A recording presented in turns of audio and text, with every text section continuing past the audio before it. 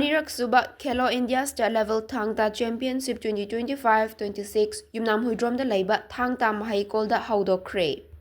Sports Authority of India NERC Imphal amadi Huya Langlong Thang-Ta Association Manipur ga punna khutsamnaduna ngasidagi hauraga tha asigi tang kunumdoi fauba pangthokadauba tournament aduda Manipur gi tongan ba sindam sang nifunithoi dagi lakpa Sanarois chamriga kunmari na Sharuk Yakhre.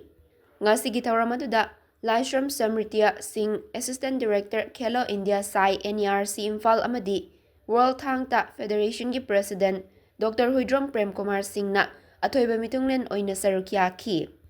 Ngasigi thauram aduga mari leinana Khelo India Sai NERC Imphal gi Assistant Director Laishram Samritya na haikibada Raksuba Khelo India State Level Championship asi hena participate tauba mi masing su henkatpa Unit kontra gi mathakta participate tawi yamna chawthokchaningai oi.